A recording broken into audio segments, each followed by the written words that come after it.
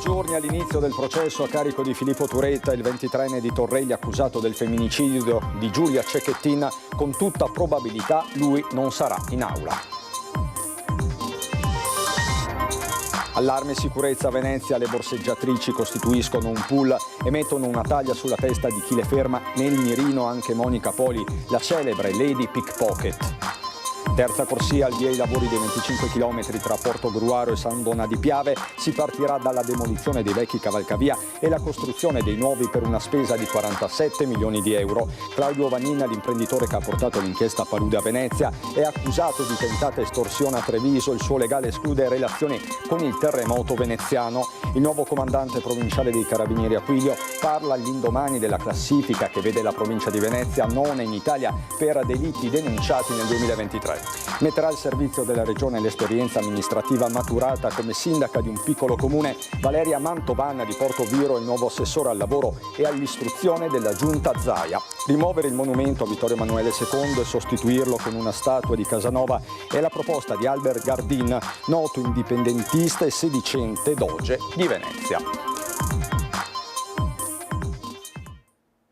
Bentrovati, buonasera telespettatrici e telespettatori di Antenna. Tra i tanti fatti di cui dobbiamo darvi conto in questa edizione veneziana dei nostri telegiornali, la cronaca giudiziaria in primo piano per questa edizione veneziana. Pochi giorni all'inizio del processo a carico di Filippo Turetta, il 23enne di Torreglia accusato del femminicidio di Giulia Cecchettin. Con ogni probabilità lui però non sarà in aula.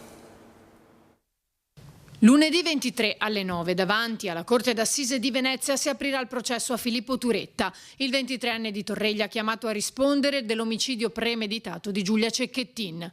Sarà una prima udienza organizzativa di presentazione delle liste testi in un processo atteso da tempo e che con tutta probabilità non vedrà almeno all'inizio la presenza dell'imputato in aula.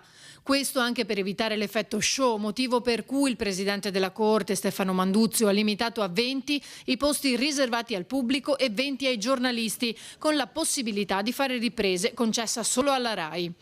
Per la procura sono circa 30 i testimoni che saranno interrogati, dal papà di Giulia, Gino Cecchettin, alla sorella Elena, le amiche che hanno raccontato gli sfoghi della 22enne di Vigonovo sull'ossessione di Filippo nei suoi confronti, al testimone che la sera dell'11 novembre scorso sentì le urla nel parcheggio poco distante da casa Cecchettin.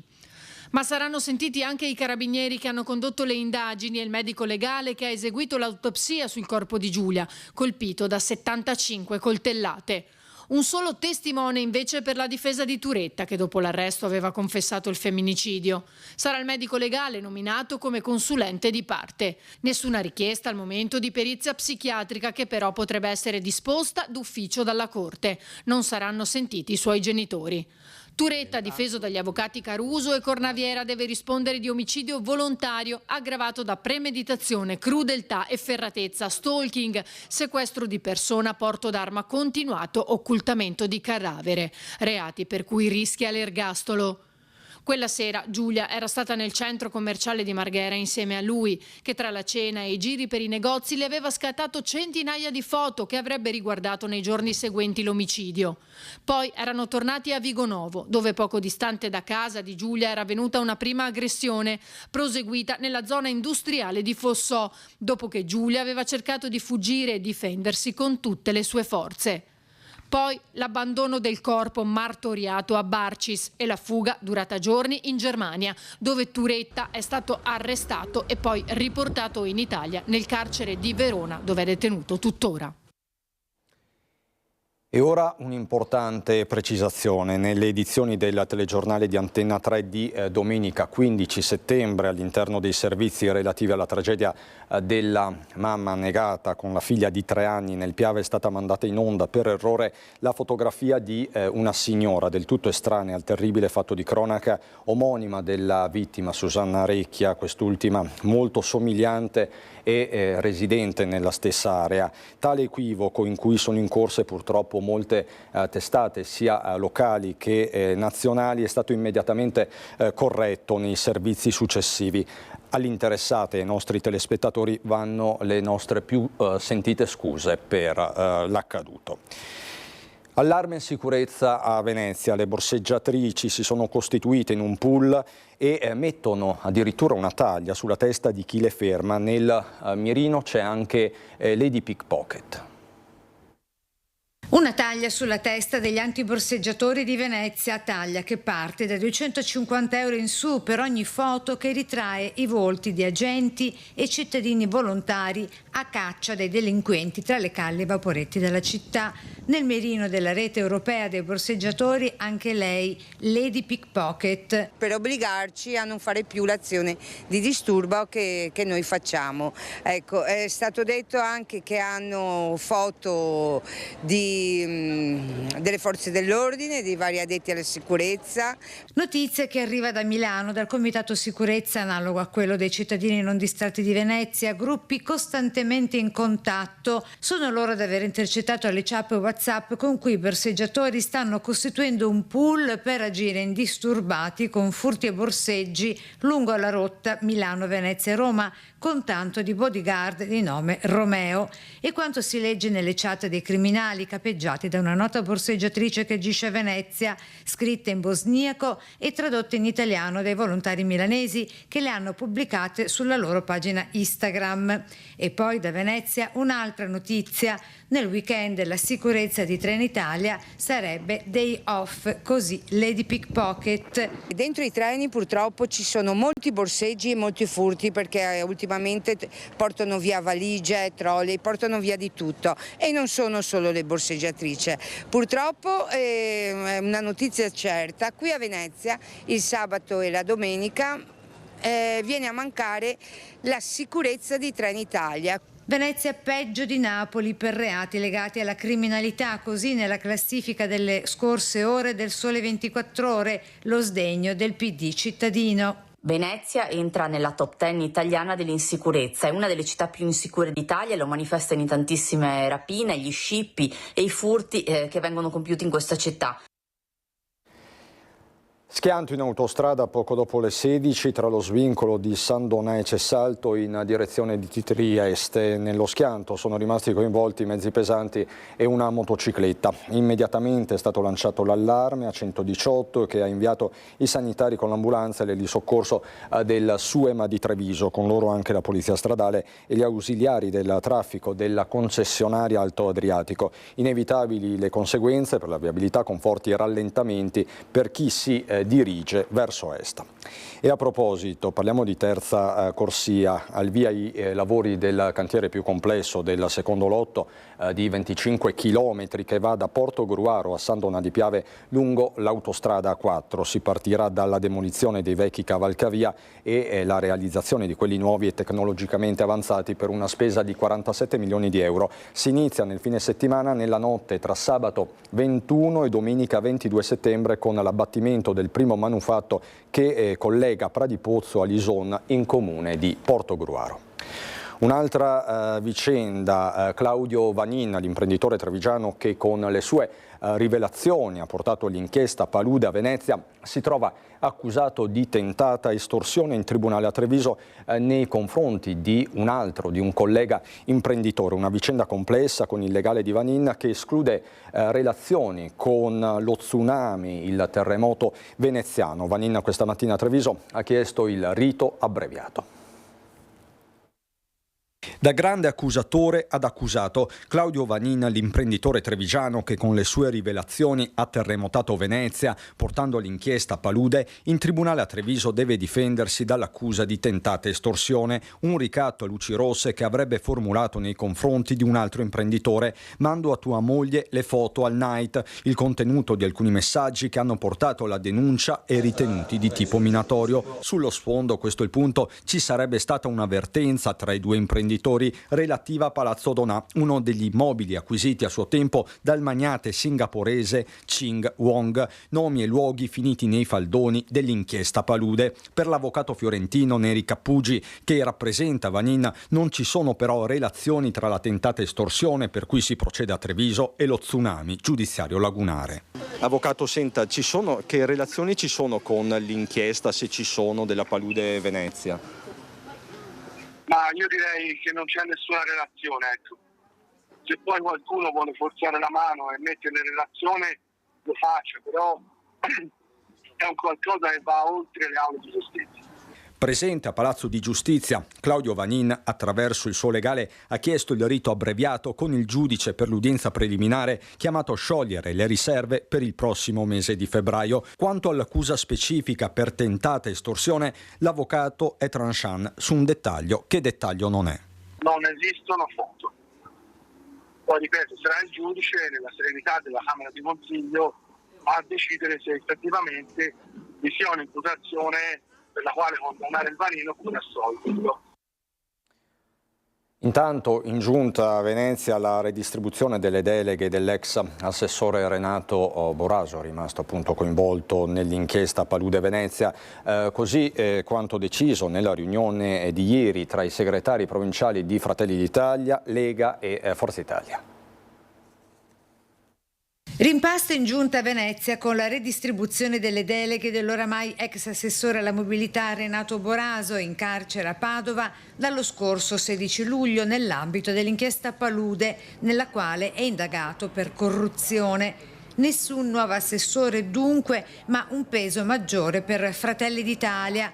Francesca Zaccariotto, assessore ai lavori pubblici di Fratelli d'Italia appunto, avrà la delega della mobilità di terraferma e dei temi della viabilità in generale, con infrastrutture e piano del traffico. Sempre a Fratelli d'Italia, alla consigliera Maica Canton, le deleghe ai rapporti di arredo urbane con le municipalità.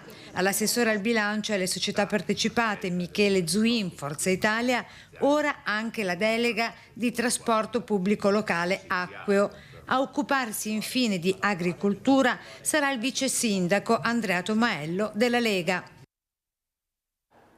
Sono giornate di lutto in casa della consigliera di Fratelli d'Italia Maica Canton per l'improvvisa perdita a causa di un infarto della sua unica sorella Mara di 66 anni che lascia il marito e il figlio Simone, ex dipendente bancaria molto nota, sportiva, adorava sciare. I ringraziamenti della famiglia Canton al personale medico dell'Angelo che ha preso in cura la sorella. L'addio giovedì prossimo a Marghera alle 15:30 nella chiesa dei Santi Francesco e Chiara.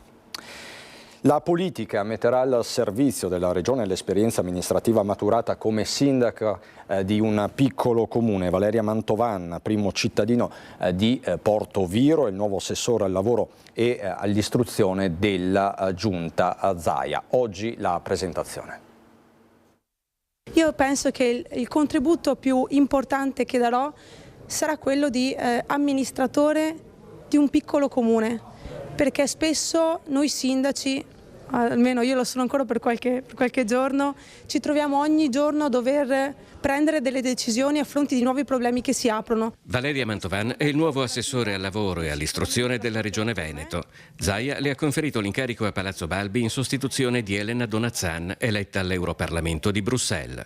Giovane donna che sono stati due presupposti per la scelta, ringrazio ovviamente tutti quelli che si erano messi a disposizione, grandi profili, non c'è dubbio. Valeria Mantovan ha anche esperienza da amministratore e sindaco e devo dire che fra l'altro devo anche ringraziare Fratelli d'Italia perché mi ha lasciato totale serenità nella scelta e questo è fondamentale. Per la fiducia ricevuta Mantovan ha ringraziato anche il suo partito, Fratelli d'Italia, e la Premier Giorgia Meloni. Non è sempre facile superare dei pregiudizi alle quali poteva essere comunque soggetta la mia figura e come dicevo prima anche quello legato all'età, no? Quando si dice in maniera un po' semplicistica che una persona è in grado di fare o non fare una cosa in base a questa.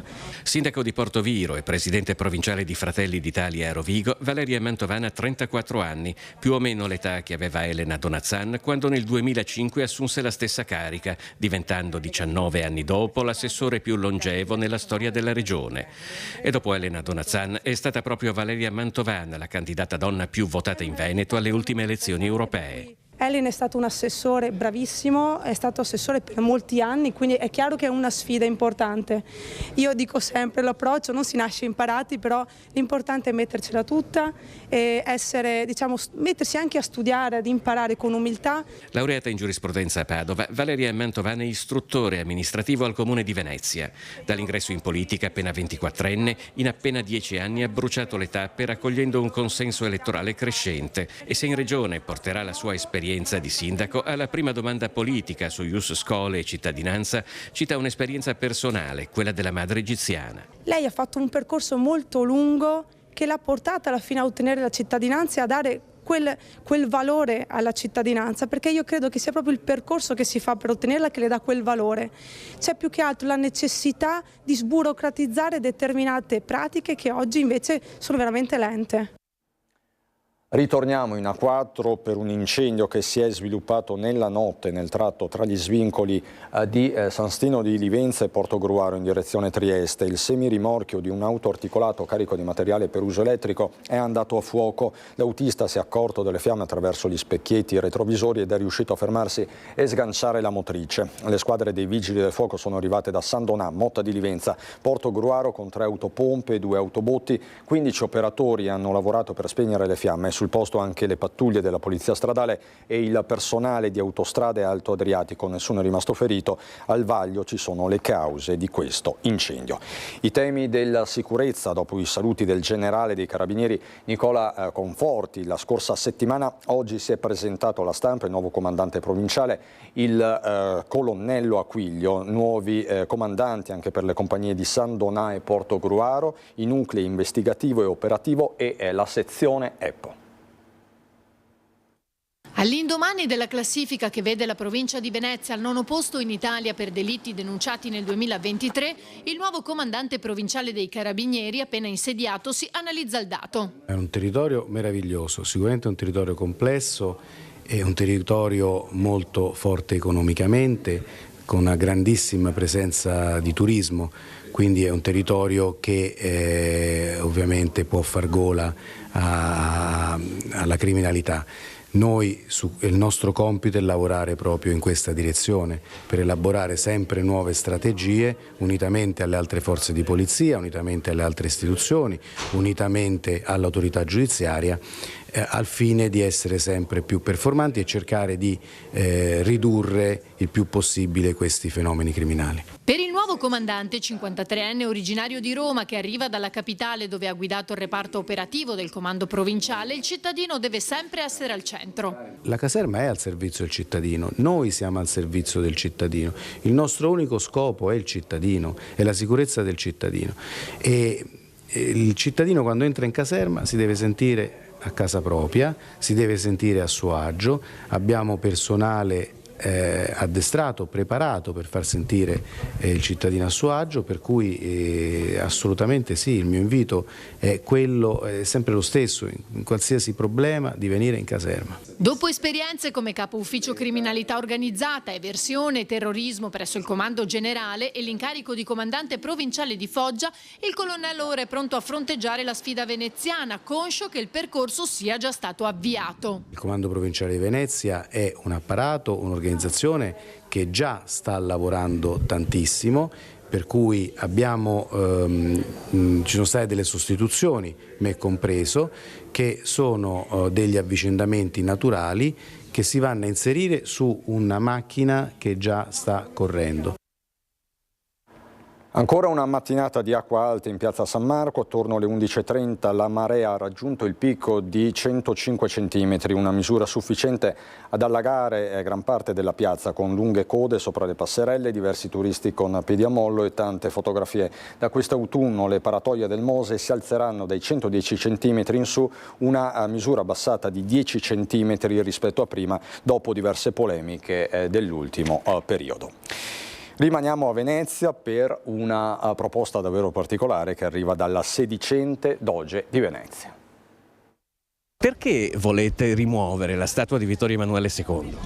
Perché è un'impostura, un imbroglio imposta dagli nuovi occupanti. Dopo l'occupazione francese e austriaca sono venuti i Savoia promettendo libertà ai veneti e invece si sono sostituiti agli occupanti precedenti. La richiesta di rimozione del monumento a Vittorio Emanuele II, primo re d'Italia da Riva degli Schiavoni, non arriva da una voce qualunque a Venezia. Albert Gardina è da anni impegnato in un fronte indipendentista che si muove sulla scia di una continuità storica con la Repubblica Serenissima. La statua di Vittorio Emanuele II è stata messa qui per imporre questo concetto di appartenenza al Regno d'Italia. d'Italia. Pensiamo di proporre al Comune la sua sostituzione con una statua celebrativa a Giacomo Casanova. Nel corso degli anni l'attività indipendentista guidata da Gardin si è spinta fino alla riproposizione di organi storici della Serenissima come il Dogado e il Maggior Consiglio. Anzi, lo stesso Garbine è stato eletto dai suoi 121esimo doge durante un famoso blitz a Palazzo Ducale interrotto dalle forze dell'ordine nel 2016. Nessuna base giuridica, ma continuità storica e giuridica e politica della Repubblica Veneta. Ma se qualcuno gli chiedesse proprio le basi giuridiche su cui si può parlare ancora di Repubblica Serenissima quando è stata dichiarata decaduta con l'arrivo di Napoleone, voi cosa rispondete? Noi non abbiamo mai accettato l'occupazione napoleonica. Prima dell'inaugurazione nel 1887 il posizionamento di una copia della statua era stato approvato prima in Piazzetta dei Leoncini a fianco della Basilica, poi in Piazzetta San Marco davanti a Palazzo Ducale. Oggi, in Riva degli Schiavoni, nella Venezia del 2024, il monarca appare quasi malinconicamente alla guida di un esercito di bancarelle, intento con la spada sguainata a dirigere i flussi del turismo di massa. Noi proponiamo di mandarla in un'area apposita, un museo degli orrori, come ne esistono altri in Europa, perché per noi è un orrore, perché i Savoia hanno la colpa di averci sottomesso al loro regno mentre noi eravamo repubblicani e rimaniamo con una coscienza repubblicana. È tutto da Venezia, subito dopo la sigla c'è il meteo, buona serata.